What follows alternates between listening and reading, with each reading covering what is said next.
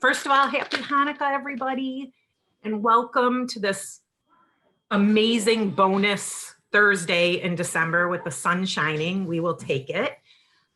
We are living through really unusual and trying times right now. COVID-19 and this pandemic has us all feeling a little stressed and anxious, and I'm sure a little frightened. Personally, though, I'm trying really, really hard to focus on gratitude. Some little piece of gratitude every day, being thankful for what we have, finding meaning in our lives. It's so important. Did you know that being grateful lowers your risk for mental health issues? I'm sure Dr. London did. Studies show that people who practice gratitude showed a significantly lower risk for major depression, generalized anxiety disorder, and substance abuse, dependence, and abuse. So it's really important to find gratitude. Focus on positive emotions, not the negative. Also, focusing on those positive emotions helps your ability to cope with stress. And during this unprecedented time, we have to stay connected. It's so important, like we're doing today. This keeps us connected. And we just have to find a way to practice gratitude every day. So today, I'm really grateful for Rabbi Kaluzny and Dr. London, and for them to be here with us. And we are going to discuss managing anxiety, COVID, and winter. And I'm really excited to hear what everybody has to say. So welcome, Rabbi Jen. Thank you, Carrie. I'm so glad to be here. We're so honored to have Dr. Jeff London with us. And, you know, just as Carrie said, to focus on gratitude, I think that's something that I'm sorry, I'm completely caught in a wire under my desk. Okay. Something that truly I am grateful for is that Judaism is unequivocal about the need for us to seek medical care and to take care of ourselves. We consider our bodies to be gifts from God, and that gift is something that was given to us to take care of. And so at Temple Israel, as you know, we're a testing site, and we're doing respiratory therapy, flu shots, strep tests, as well as COVID testing. And when we kind of thought about bringing it to Temple Israel, we were saying, we want to give this to the community, and it fits in with our mission as Jewish people, as a congregation of pikuach nefesh, of saving lives. And we truly feel that by having our parking lot available for the entire community, anyone can come get tested. You don't need an appointment. We're now Wednesday and Thursday. I think we even added a Tuesday here and there. That we really believe that we're helping to save lives, because through the testing, you get knowledge. And with that knowledge, we hope that you're protecting the people around you and the people who you could, in fact, if you, God forbid, were positive and still went out into the world. And so everything we are doing here today is completely just in sync with Jewish thought and the mitzvot and what God expects us to do. And it's not just physical health, it's absolutely mental health.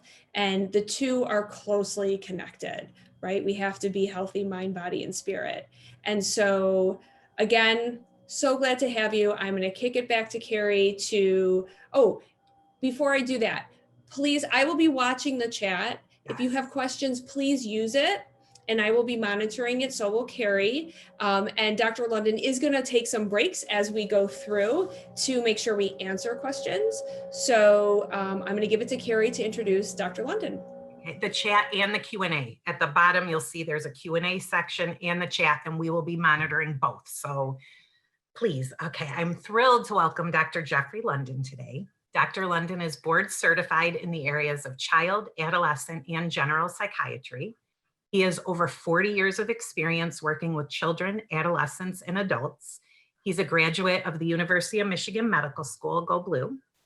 He has been on staff at the Birmingham Maple Clinic and Havenwick Hospital, and his areas of specialization include psychiatric evaluation, med management for children and adolescents, as well as ADD and ADHD issues. And we are so thrilled and so grateful for you to be here today. So thank you. Thank you, Carrie. This is really a pleasure for me and a real honor to be asked to be part of Temple. I mean, having joined Temple maybe about 15, 20 years ago, I'm amazed at the amount of community service and community outreach that comes from our temple. And it's one of the things I'm the most proud of being a member. So what I tend to do when I have time on my hands, people who know me will know this is true, is I tend to write songs.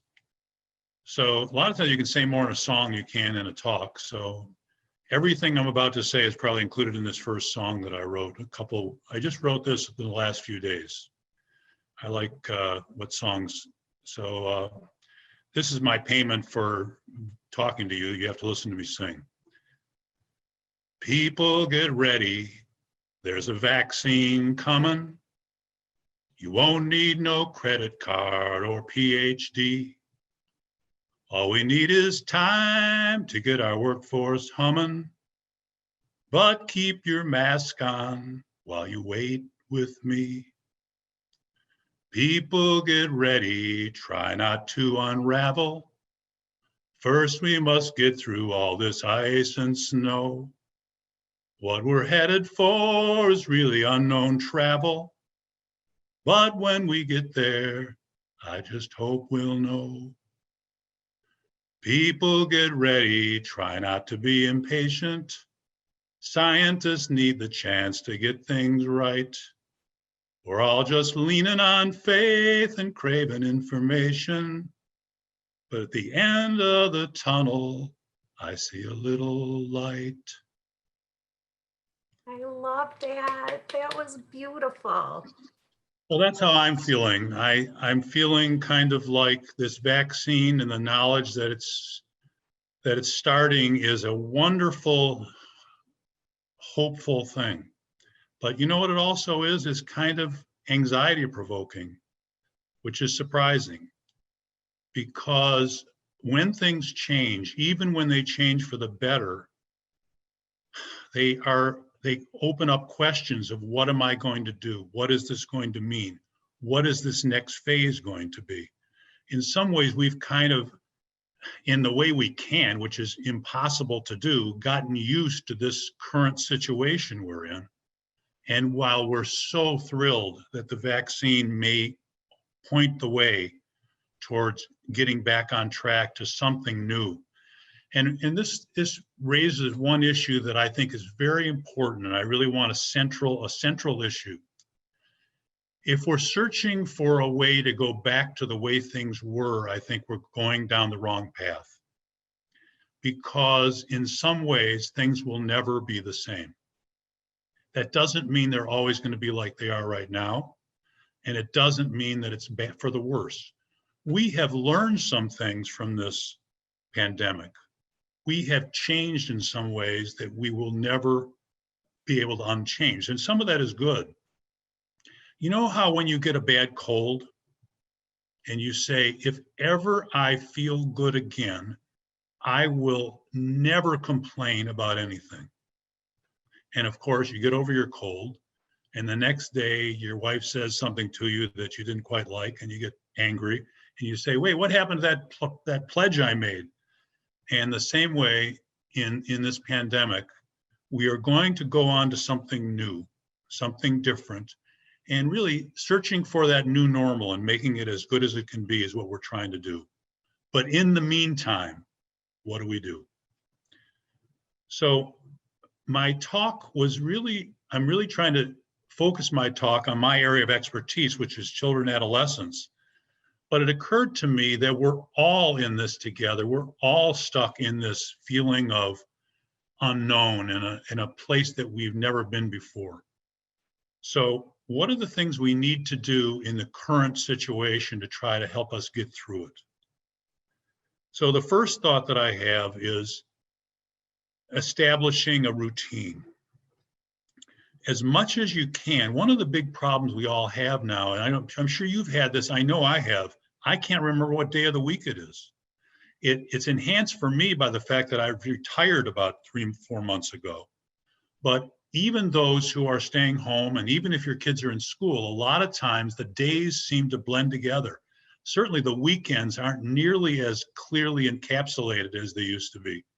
And it's really important to try as much as you can to develop a schedule. Now, it doesn't mean it has to be rigid, and you also have to know your family.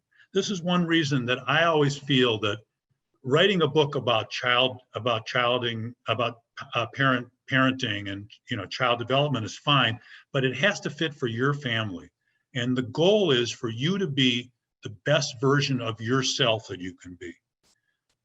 The best parent is not the same for every kid. And we all have to learn, and anybody who has more than one kid knows that you have to shift what you do. You try to be even, obviously, and equal and love them all the same and all that, but you also are changing because of that child's temperament and because of your family's temperament. But we can try to give kids choices. We can try to find some choices ourselves. And it seems right now like we have no choices sometimes, but I think sometimes there's ways of looking for little evidence of choices. You may not be able to, it may not be okay to visit your friends right now, but maybe there are choices in terms of how you connect with them. And helping your kids and yourself stay in touch with other people right now is so important. It's more important than ever. And, Rabbi Jen was saying to me that she didn't really like FaceTime and all this Zoom stuff in the past. It seemed to be her that it was kind of a poor substitute for being there in person. But you know what? This is what we have now. And suddenly it doesn't look so bad compared to sitting in your house all day by yourself. So really important to give your kids the message that staying in touch with their friends is part of what they need to do and part of what we encourage them to do. And again, the best way of teaching kids is by our example. So if we do it and we show them, kids learn more from what we see us do than what we tell them we do. And that's so crucial. If your kids have questions about COVID, I want to go over that in a little bit, talking about how to answer their questions. Another thing that's really important right now, I think, is to really try to limit television time, especially in front of the news. And this is for yourself and your kids. I am amazed at how much watching a half hour of television at the wrong time will upset me for the whole night. Even when people are saying things that I agree with, it bothers me. And, CNN, which I like watching, I think they do a good job. This idea that there is breaking news every 10 minutes is absolute crap. That is not true. And you can get enough news in a short, you got to stay informed. I'm not saying you should have your head in the sand, but watching television all day long is really not good for you, even when it's news programs, especially when it's news programs. And let's think about what effect that has on your kids too. So really important to limit that. And again, you got to walk the walk. You can tell your kids, we're not going to watch a lot of television, or tell your kids to stay off their devices. And if you're on them all the time, guess what? They notice. Another thing that we can do with this situation is try to use it as an opportunity to learn something new. Again, it's easy for me to say, I'm not raising young kids right now. With my kids who have young kids and my patients who have young kids, I'm not deluding myself into thinking what they are really doing is mostly trying to get through the day, trying to get to night and make it through another day. So the idea that somehow you're going to create something where you start teaching your kid origami right now may not be the right thing to do. But there are things we can use. I have really learned, I have worked much more, part of this is my retiring, but I have worked so much more in the kitchen with my wife than I ever thought I could do. I've become an expert in cutting up vegetables. I've made soup, I've made pies, I've put rice in the microwave. Isn't that a big thrill? But the point is, I have really learned something because of this pandemic. Believe me, I wouldn't wish it on my worst enemy, but you do learn some new things by putting put into a strange situation. Making sure you and your kids stay physically active. I can't overemphasize that. You must get out every day and take a walk. And even, I just was reading something in the paper last week, and I don't know if this is true, but you hear something new every time about exercise. But what it said is that 10 minutes of walking every day makes a huge difference in your physical and mental health. And, a 10-minute walk, almost all of us can do. And it's crucial to, again, walk the walk, literally. Take your kids for a walk, go for a walk with your spouse, send your kids outside, and make sure that they get some exercise, or inside, whatever you have, if you have an exercise bike or a treadmill, whatever it is, or even walking around the house. It doesn't have to be, you don't have to have a state-of-the-art gym to go to. It's something, just a matter of taking a walk. Be flexible and patient. We're all going through a tough time, and sheltering in place. I talked to when I retired, when I was going to the end of my practice, I was home seeing patients on Zoom. And I really talked to a lot of people who are going through. In the beginning, it was kind of a novelty. But it wore off pretty quickly, didn't it? After maybe a month or two, you kind of said, oh my God, how long is this going to go on? One of the wonderful things about the vaccine coming out is that you have the sense that there is an end in sight at some point, and that makes a huge difference. This idea that this is going to extend out forever is really difficult, and we still don't know what that means. We still are having trouble with that. But being flexible and saying to the kids and yourself, be flexible with yourself too. Give yourself a break. Try to let little things go. Try to let little things go for yourself too. And also, another thing to start thinking about is, let's start thinking about some future plans down the road. We don't know when it's going to be, but maybe, maybe that trip to Mackinac Island we wanted to take, maybe we will take it this next summer, or if not that, the summer after. The point is that there is a future, and we want to tell our kids that, and we want to tell ourselves that. All right, along these same lines, the issue of preparing emotionally for cold weather. In Michigan, it is a reality. A day like today is wonderful. And my wife and I went on a walk today, and she said to me, if only they all could be like this, we could walk all winter long. And we will try to find a way to walk in the wintertime. And I don't know what you did. I've bought myself a couple warmer hats and earmuffs. That they look stupid is not a big deal, because who's going to see you? But the point is, the first thing we have to do with anything we're dealing with is acknowledge it. Every 12-step program, what is the first step? Acknowledgement. I got a problem. So winter is here. Okay. It's okay to grieve. It's okay to say, I'm unhappy about this. I used to, I'm hoping I in the past, I've a lot of times gone away for a week over the winter. I'm not able to do that this winter. It's just not really feasible for many people. It's okay to grieve for what you've lost. This is the only world we have to live in. But let's look for opportunity in adversity.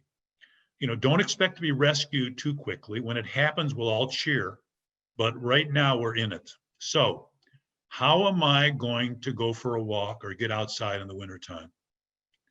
Put it as a challenge to your family.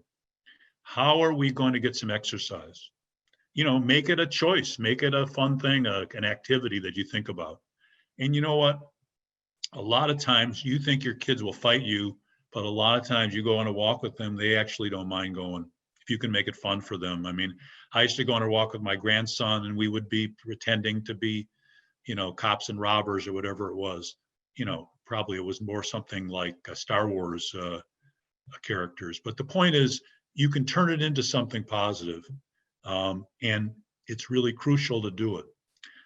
Find new alternatives, find new things to do inside. And the whole thing is, what can you do with an acceptable level of risk? All of us have to figure out what that level is. And there is a website that I've been told about called COVID Can I Do It?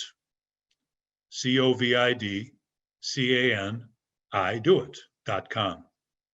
And what it does is kind of gives you the relative risk of certain activities. So it's something to think about. Again, anything we can do to make us feel like we have some choices is a good thing. And, you know, that's one of them, that we can figure out some things we can do. We can say, well, we can't, it's, you know, it's -5 degrees today. We're not going to go outside. What can you do? Another thing, try to have stuff at home that's healthy to eat. If all you have at home is potato chips and ice cream, guess what you're going to eat? And it's okay to have, give it once in a while and have it once in a while. But we all have to deal with the issue of being at home like this, where we don't want the COVID-19 to be the 19 pounds we've gained. So another thing is to develop some routines for exercise, to say, I'm going to do this 2 or 3 times a week. You will feel so much better for doing it. And, give yourself credit, give yourself a pat on the back, and do it. And again, walk the walk. Don't just tell your kids to do it. Sleep. Well, I have found that I have had a lot of nights that I'm not sleeping that well. Initially, around the election, I was not sleeping at all, or not sleeping well at all. I was getting a little sleep, but for whatever your political persuasion is, that election was enough to drive anybody up the wall. Thank God the campaign ads are off the air. But if you can find a way to get regular sleep, it makes such a difference in how you feel. So things like get off your screens an hour or so before bedtime. If you're going to watch TV, watch something that doesn't rile you up. If you want to listen to music, make it music that calms you down. Develop a routine. Put yourself to bed the way you put your kids to bed. And again, the idea of limiting watching political channels, no matter, even if you agree with them, is probably a good idea, especially before bed. When you're trying to make plans, it's much better, if you make one new plan rather than write 20 plans that you're not going to do any of them. So make 1 or 2 new plans and think about it.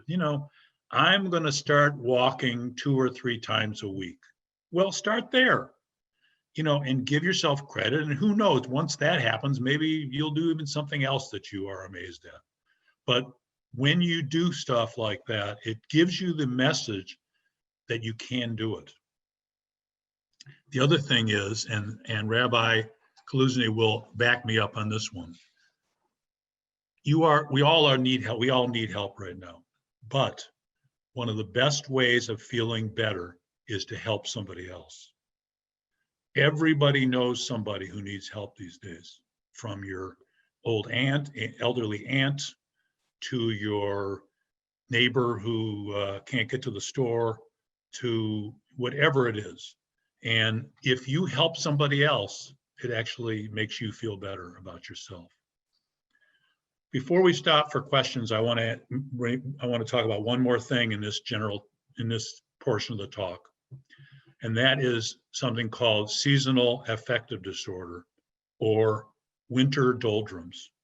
Well, seasonal affective disorder is the more serious version of winter doldrums, or winter blues, whatever we call it. And it really, about 25% of the population in our latitude has some kind of winter blues. That's a lot of people. So what does winter blues consist of? Feeling slowed down. It's a feeling like of wanting to hibernate. Often it's wanting to get a lot of sleep, even more sleep. It's kind of like, if you think of a bear hibernating, that's a way of thinking about it. You crave carbs. You want to eat, which seems comfort food. We talk about comfort food. You find yourself wanting to sleep more, or you may be unable to sleep. I mean, it can work many different ways. often if women who have PMS will find that it gets much worse this time of the year. And those who suffer this in the extreme really bottom out. So a couple things we talked about earlier: getting outside, getting light in your not looking into a light, but having more light. Like today, a day with blue skies, make sure you open a window, get yourself some light, get outside and get some light. And sometimes it's even better if you don't have sunglasses on. There is something about the idea of bright light going into your eyes, full sunlight going into your eyes, that actually is good for your mental health. Now, if it gets to be an extreme, or if you're somebody who has this to a greater degree, the other thing that can be very helpful is a full spectrum light. These are available, I think they're available at Costco. They're certainly available all over the internet. And they've gotten down to the point where they're not unreasonably, ridiculously expensive. These have to be a full spectrum light. I think it's 20,000 luxes, but you'll learn on the internet by reading about it. And if you are prone to this and you use this, what you're really doing is you're trying to fake your mind and your body into thinking that it's actually summer. So you're getting that sunlight. So it must come generally at the beginning or end of the day. So most people who have one of these full spectrum lights will use it for a half hour. You sit and read the paper. You don't stare into the light, but you make sure the light is making contact with your eyes. You read the paper or you have a cup of coffee, and for 15 minutes or maybe 30 minutes in the beginning of your day or at the end of your day, and it makes a tremendous difference. 10,000 lux, you are right. I was not 20,000, it was my mistake. Thank you, Julie. I just had a whatever we call it, brain fart, I guess. Sorry about that. That's a technical term for it. Anyway, 10,000 lux, that's exactly right. And it makes a huge difference for those who are suffering, and even those with mild winter blues, it helps. But those with more severe, it may be life-saving. I've had patients who were on antidepressant medication, and the light during the winter was, first of all, we could do it in an additive way. And secondly, sometimes it worked better than the antidepressant medication for this kind of depression. Okay, so I want to stop right now and take some questions, or because I don't want to just hear myself talk. Do we have any chat or questions that are coming in for me? We do, and I just want to add, and I know Rabbi Jen will agree, I love my light. It is life-saving. And it's a happy lamp. It is, it's my happy light. It's a happy lamp. Okay. So I'm glad to hear that. I mean, it's really important to talk to people who use it and how you use it, and it makes a huge difference for people. Yeah. We have a question about anxiety and provoking or causing bad reactions to the vaccine. Should I get the vaccine? Shouldn't I get the vaccine? Am I going to get sick? Am I not going to get sick? Yeah. How do we deal with those thoughts, and what's your advice? Yeah, my goodness. Well, we're going to be talking some about anxiety disorders, but that kind of anxiety, or the uncertainty, is something that we're all in this together, and people have different levels of uncertainty. I mean, some people are uncertain, but they know they're going to do it. They're just kind of uncertain about something new. Other people are really feeling paralyzed by it. I mean, and that is one issue with anxiety. And so much of anxiety is a natural phenomenon that occurs to all of us. But when it gets to a point where you're paralyzed by it, then it's really time for maybe getting some help. And there is no way that anybody can tell you the right thing to do. And again, you certainly want to read up on it and you want to understand the pros and cons, but sometimes there's kind of paralysis by analysis. If you sit and read something over and over and over again, it just makes you more confused. And, one of the things you have to do is find people that you look to for guidance. One of the people that I have found has been the most helpful to me is frankly our governor, because what she always says is, I listen to the scientists, and she's a realist. She doesn't sugarcoat things. She tells it like it is, but she also is optimistic. So I try to find people that I trust, that I can talk to, and I run it by them. I said, I'm having these uncertainties.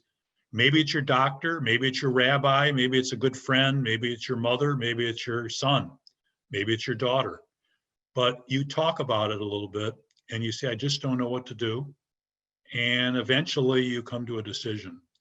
But for me to say that there's an easy way to do that, I'd be lying to you. The whole point of my talk is to tell you that we are all in this together and there are no easy answers. And if you came here expecting easy answers, you're going to be disappointed. Yeah.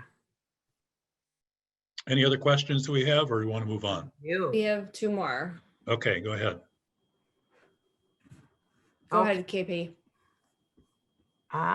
What can you tell us, or how can you help us help our adult children that are having problems due to the pandemic? Oh man, that is a really tough A one little because general. yeah, well, that's a very important question. I mean, Yeah.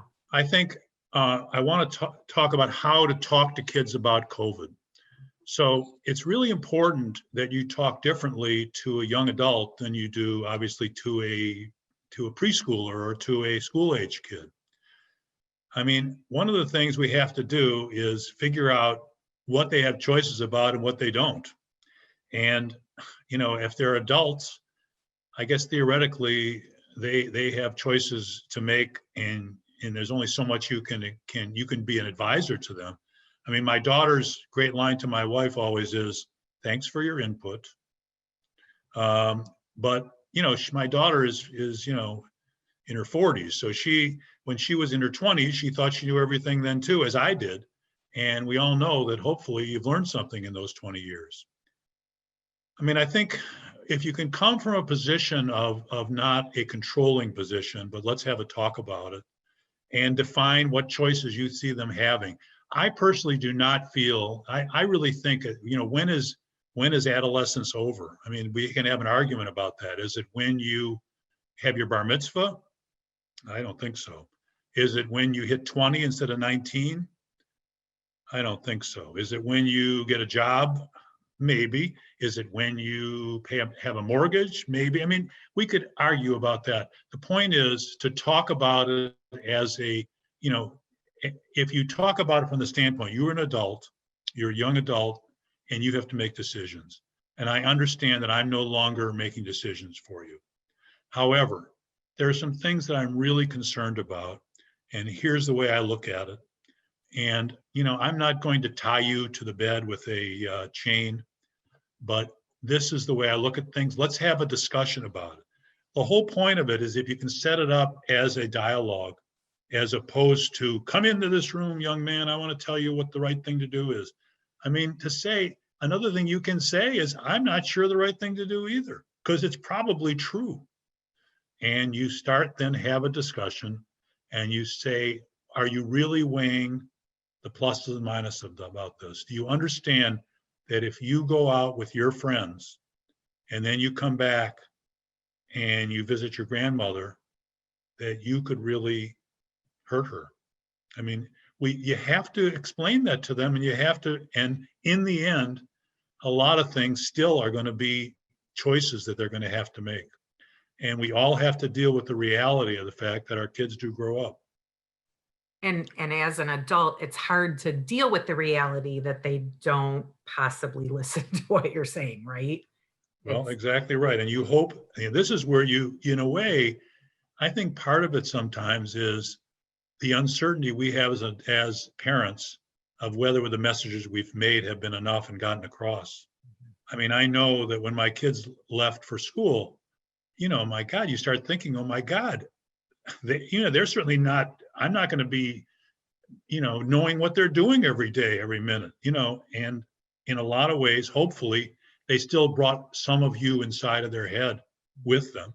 But they're also going to make their own decisions, and some of the decisions they make would not be exactly the same as ones you would make. Amen. Yeah. We hope that those tools we gave them continue to work. Yeah, well, that's exactly right. And it's somewhat it really does come down to trusting the fact that you've made some impact. Thank Well, you. why don't we move on and talk? I want to talk a little bit about talking to kids about this. And it's obviously on different developmental levels. So a preschool kid, you might say that COVID is a new germ, that everybody has germs and we all wash our hands. One of the take-home messages about this is this: we have a lot we can do. And giving kids and yourself the message that we're not completely paralyzed and without any power. We have a lot of power over this. We can wear a mask. We can socially distance. We can stay home when we can. And giving your kids that same message is really crucial, because then we don't feel so much like passive victims. Anytime you can do something positively for yourself, it has a great impact on the fact of not feeling quite so stifled. So we tell a school-age kid there's a germ that spreads from person to person. The scientists are working on finding a new medication, a new medicine for it. And with our teens, obviously, we talk more in a little more depth about things. There's a new virus. They're working on a vaccine. Again, you talk about the value of masks and social distancing. And again, listening to doctors and nurses who are working in the hospitals, if that doesn't tell you how crucial this is, that we are all in this together, and nothing will. We talk to our kids differently about protecting ourselves. Telling the kids, how long you wash your hands for, making it harder to spread by washing your hands. Telling teens about the importance of sanitizing and hand washing and social distancing. And again, then talking about how to protect others who are at risk. The whole idea that we're in this together. I can see the problem is I'm spending time on the virus. I'm not going to have time to talk about anxiety, but I want to get onto that. We want to create an open, supportive environment. Much we were asking about that question about how you talk to your adult children. Answer honestly, admit what you don't know, validate their feelings, validate your own feelings. There are no stupid questions. Don't laugh at anybody for a question. Be reassuring, but don't make unrealistic promises. Emphasize what we all can do to stay as safe as we can be. And you know what? It's okay sometimes to do things to distract yourself from this. You don't have to spend all your time thinking about this. It's okay to listen to music. It's okay to read a book. It's okay to watch television. It's okay to get on the internet within bounds. And we all need distractions. So I want to talk a little bit about, I'm going to give you a very crash course in the biology of anxiety. All right, so I'm going to give a very simplified view of the brain. We're going to talk about 3 areas of the brain. There's 3. One is the very old deep brain. This is some people call it the reptilian brain, or the caveman brain, caveman and woman brain. This is the fight or flight area. This is, I'm in danger, I got to do something. So this is why anxiety is a good thing. We need anxiety when we're somewhere where we ought to feel anxious. If we didn't have the ability to do that, we would have been, we would have died out long ago. Right. All right, so we have this deep brain. Then there's a connecting part of the brain that kind of sets a tone for the whole brain. And that part of the brain, it's crucial to serve in some ways as a conduit between that deep brain and the much newer parts of our brain, the part of our brain that makes us human. This is the thinking part of our brain. This is the part of our brain that says, going down that dark alley in the middle of the night may not be a good idea. And so I'm not going to do that. So the newer part of the brain then tells the deeper part of the brain, don't worry, you're okay, because we're going to avoid that situation that would make you anxious. Now, right now, we're feeling anxious about a lot of things. And our level of anxiety, our tone is up. And that's always a problem, because if you have a chronic tone of anxiety, it's a tough ways to live. So we want to learn enough about what's going on so that our newer brain can tell us, well, we're safe. We can do this to keep safe. And we're not 100% safe. We're not going to be unrealistic about this. And it's okay that you feel some anxiety, because why wouldn't you? All right, so what are the things that determine how much that tone of anxiety is in your brain? Is your heredity. All of us are born with a level of anxiety, a level of tone, and some more than others. And always, obviously, some things bring it out more than other things for people. A friend of mine, we were talking last night about things that made us anxious. And he was talking about something that made him anxious that he felt a little silly about. And when I said to him is, other people's anxieties seem so stupid, but ours are so real. And you know what? You can't judge somebody just because they feel anxious about something that you're not anxious about. Because guess what? There's probably things like, I don't particularly like riding on bridges. There's something about it. I don't know what it is. I never rode off a bridge. I never was blown off a bridge, but I just have that feeling. I don't know why. And I can, I judge myself for it a little bit. I think I'm a bit of a wuss for feeling that way. But you know what? The bottom line is I have that feeling, and it didn't stop me from going on a bridge, but it does feel nervous when I do it. So again, we all have a certain hereditary level of anxiety. Now, how do we learn to deal with anxiety? And this is where the crucial steps come in. And this is where parents make a huge difference. And this is why anxious parents create anxious kids. If everything leads to level Mach 1 of anxiety, 10 times the anxiety should have, you're never going to do anything. So what happens, for instance, the example I use, and this is a classic example, a child goes into a swimming pool for the first time and is scared. The water's wet and cold, and I don't like this feeling. If you take them out of the pool immediately, how do they feel? Better. Thank you. I'm no longer nervous. I'm out of that pool. Well, good luck learning to swim on the side of the pool. So what has to happen? You have to be able to allow your child to experience the anxiety and find a way to talk them through it. Again, this is where they're borrowing your ego. They're borrowing your new brain. You're saying to them, the pool, I know the pool feels scary. I know that it's new to you, but once you're in there a while, you will feel differently. And I'm going to be here with you right next to you. And we're going to get through this together. So again, learning how to talk yourself through anxiety. So that's why when people who treat anxiety, one of their mantras is avoid avoidance. If all you do is every time you feel anxious, leave the place you're going, you'll never go anywhere. And one of the things, by the way, that I worry about COVID and about this pandemic is after it's over, we're going to have a lot of people who are going to have trouble going back to school, back to work, back to That's life. what I was going to ask. We have people that we've been talking to who are afraid to go to the grocery store. Yeah, that's going to happen. And it's going to take some doing. It's going to take learning.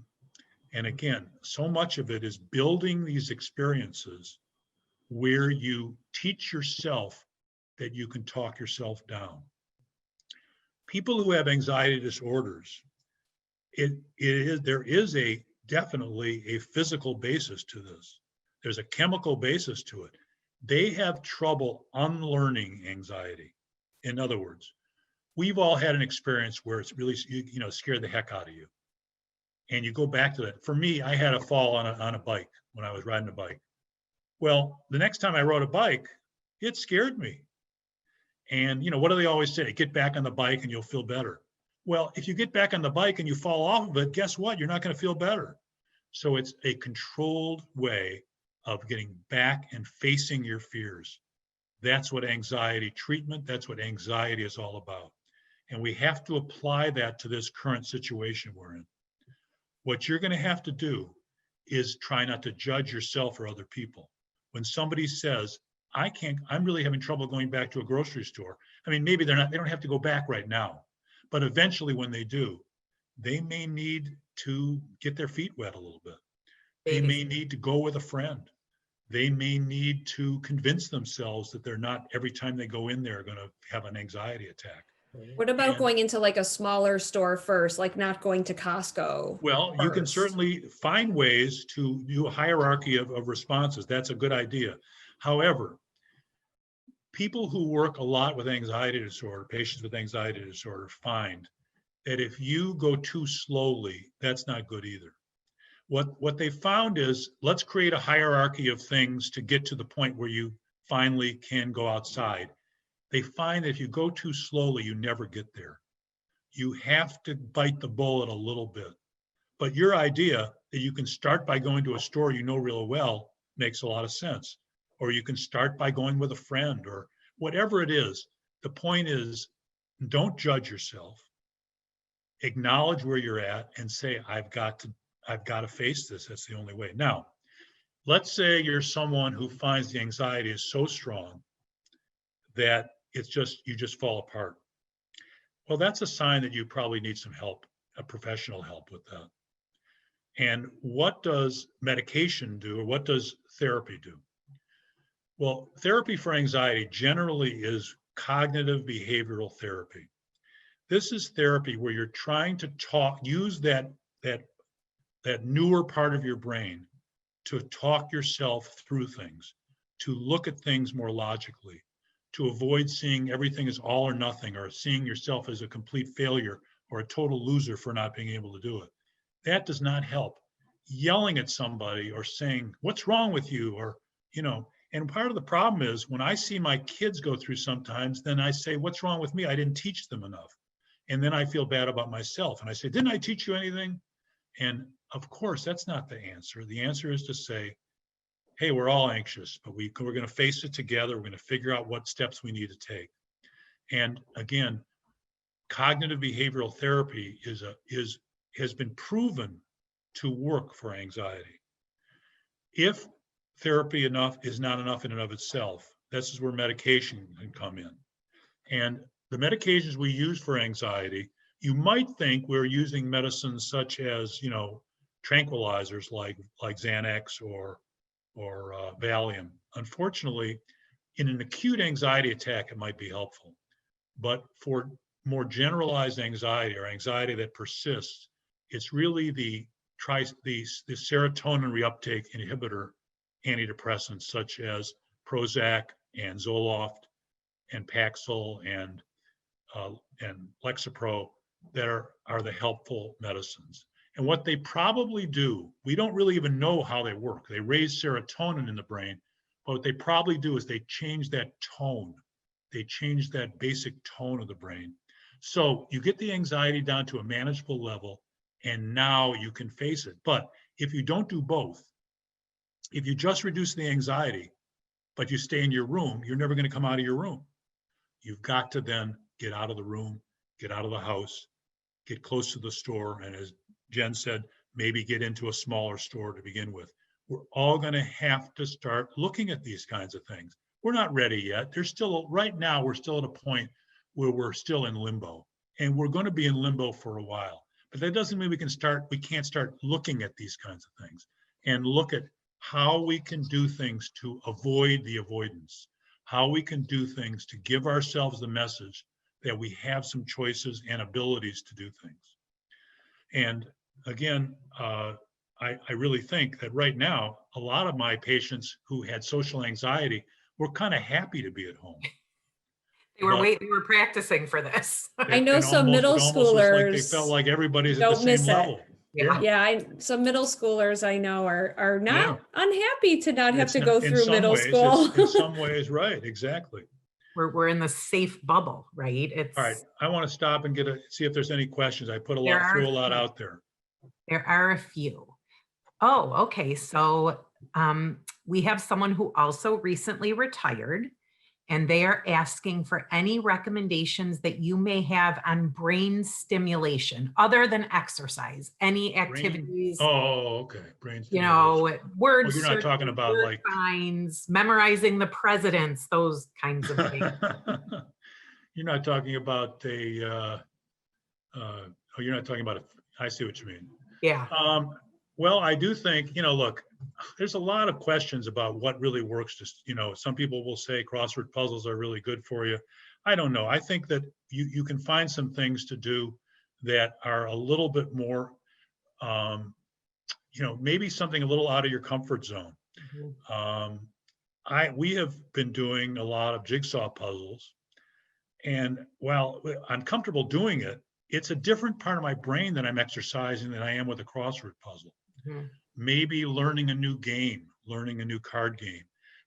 I really think sitting and talking to other people, and I play a lot of games on Zoom. I find there's a lot of stuff out there, and I think it's good for my exercising my brain. Reading, obviously, maybe reading about something that's a little bit out of your comfort zone. Anything you can do to convince yourself, that you have not stopped learning, because, the whole point of, if we are living longer, and if the day you stop working, you stop learning, you're in a lot of trouble. So, trying to figure out ways of just spreading your horizons. There's a lot of classes online. There are, certainly within the Jewish community. I've taken classes with various teachers. There's a lot of great teachers, and this may be the time that don't stress yourself into learning something that's really too hard for you, but maybe learning a little bit about, like I just took a class about Jews in America, or learn a little bit more from the rabbis about what the Talmud says about various things. It can be something that's a little bit out of your comfort zone that convinces you that life is not over, and anything you can do to convince yourself that you still got something to learn, and that you can teach an old dog some new tricks. Just stay away from the cartwheels. Yeah, don't do anything that you're going to risk hurting yourself, please. Exactly right. We need you still. We don't want to be responsible for that. So again, when we go to anxiety, I think a lot you can do that's self-help. There's a lot of stuff on the net and the internet that you can learn about. But if you reach a point where you truly feel that the anxiety is holding you back from getting out, you're really getting some help. There's nothing wrong with that. And there's a lot available on talking therapy can be done over the phone. You don't have to go into somebody's office. Mm-hmm. And again, it really needs to be, in my opinion, cognitive behavioral therapy. When you go to see a therapist about anxiety, while it's important to certainly talk about your issues and stuff, it's really important to that they be someone who's trained in cognitive behavioral therapy, in my opinion, because just talking about it is not enough. You really have to have a little bit more of a structured therapy. And again, often it may be combined with medication for a time, maybe the medication, but you usually will use some talk therapy. Rarely is medication enough to solve your problem. And it's never enough if you don't also face your fear. I can't emphasize that enough. Yeah. We have a good suggestion. Yeah. Not only exercise, everybody's commenting about that, but try painting or singing or drawing, something to stimulate your creative juices and that is a good suggestion. I totally agree with that. I think that again, maybe you, like a friend of mine has just started taking guitar lessons. He had a guitar for years, and he plays a little bit, but he said, you know what, I got some time.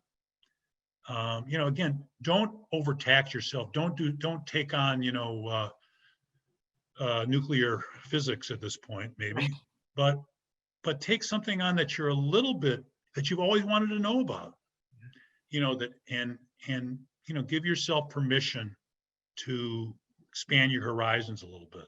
But that's a very good point. Taking classes and just expanding maybe a little bit of some of the things that you can do. As I said, I'm working in the kitchen more than I ever did. Painting. I have an uncle who became a great painter after he retired. Grandma Moses, we all know about. Right. So, we're not just talking to older people. I think also for all of us, using this pandemic as an opportunity in a sense. Again, I was telling Rabbi and Carrie that we have been lucky enough, and it was out of something bad, something good happened. My kids were living in a house that got sold out from under them. They were renting the house, and they wanted to move, and they really couldn't find a house in the middle of all this. So they moved into our lower level.